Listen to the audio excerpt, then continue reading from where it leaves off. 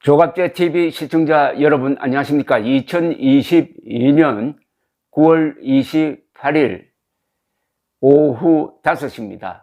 오늘은 1950년 9월 28일 서울 수복 72주년이 되는 날이기도 합니다. 오늘 국회에서는 교섭단체 대표 연설이 있었습니다. 이재명 민주당 대표가 등장했습니다. 이런 이야기를 했습니다. 윤석열 대통령의 순방 외교를 둘러싼 논란이라고 하면서 제1당으로서 이번 외교 참사의 책임을 분명히 묻겠다.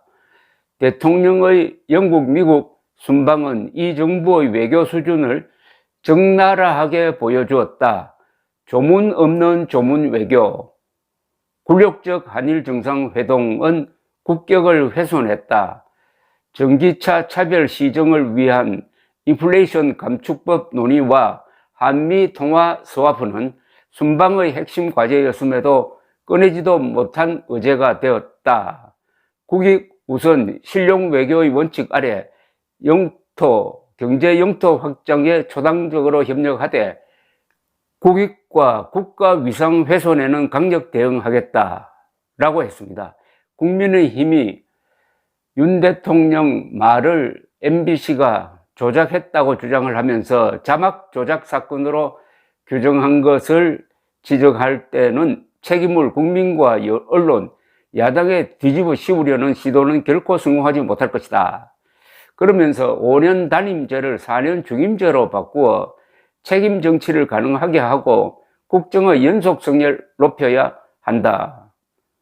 개헌을 제안한 겁니다. 4년 중임제 외에 결선 투표 도입, 국무총리, 국회 추천제, 감사원의 국회 이관, 생명권, 환경권, 정보기본권, 동물권 도입, 직접 민주주의 강화 등을 제시를 했습니다. 4년 중임제로 개헌하자 등등인데 대통령 임기 중반인 22대 총선이 적기다. 올해 정기국회가 끝난 직후 국회 내에 헌법개정특별위원회 구성을 제안한다. 2024년 총선과 함께 국민투표를 하면은 비용을 최소화하며 87년 체제를 바꿀 수 있다. 라고 했습니다. 이 너무 엄청난 이야기를 너무나 쉽게 합니다. 이 개헌 이야기를 이렇게 툭 던지듯이 하고 하니까 언론에서도 이거 별로 크게 다루지 않습니다. 개헌은 정치인이 할 수 있는 가장 큰 일인데 그걸 던져도 반응이 없다는 겁니다.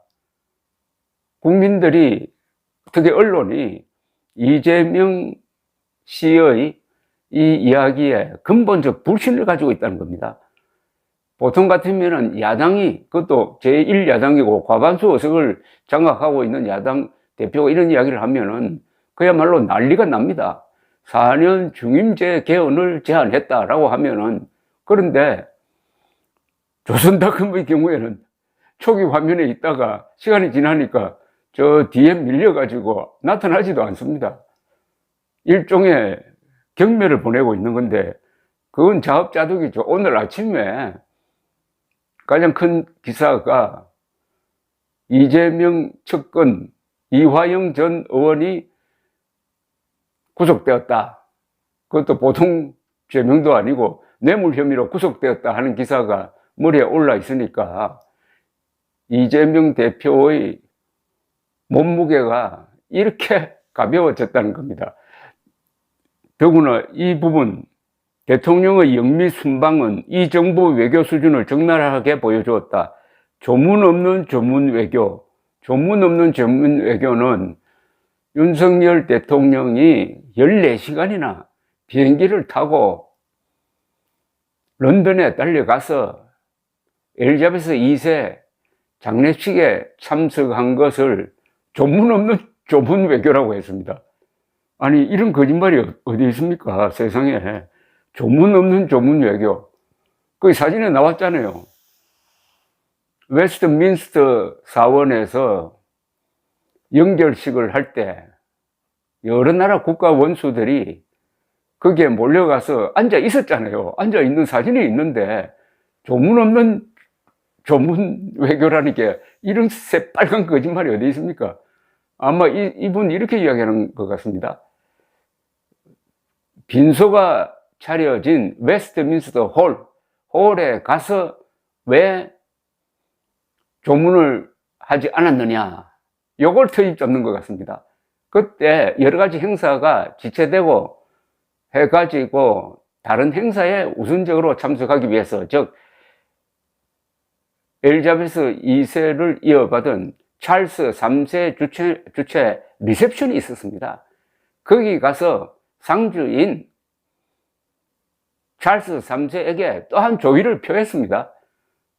다만 빈소에는 가지 못했습니다. 그리고 그 다음날 또 정식 조문을 해가지고 방명록에 좋은 글을 남기는 장면도 찍혔잖아요. 그런데 왜 조문을 안 했다고 합니까? 조문 없는 조문 외교, 이런 거짓말이 어디 있습니까, 세상에.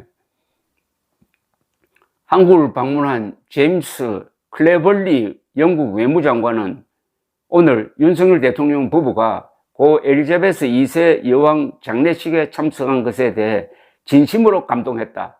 한국에서 그처럼 고위급 사절이 런던에 와주신 것은 우리에게 아주 큰 의미가 있다고 했습니다. 오늘 오전 정부 서울청사 별관에서 진행된 제7차 한영 전략대화에 앞서 모두 발언을 하며 이같이 인사를 했습니다.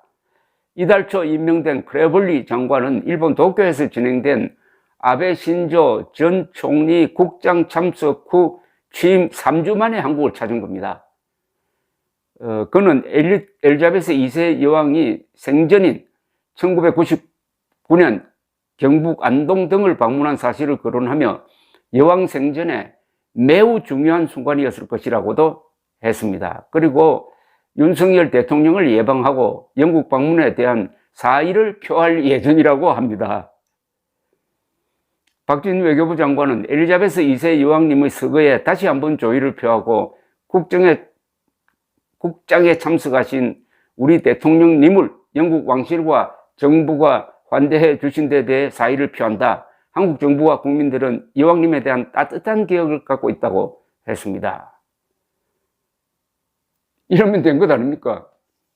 상주는 고맙다고 그러고 상주도 아닌 아무 관계 없는 이재명 대표는 조문이 없었다고 거짓말을 하고, 세상에 대통령이 외국 나가면은 좀 조용하게 있어야죠. 도와주지는 못할 망정. 그리고 생떼를 쓰더라도 뭐가 경우가 있어야 되는 것 아닙니까?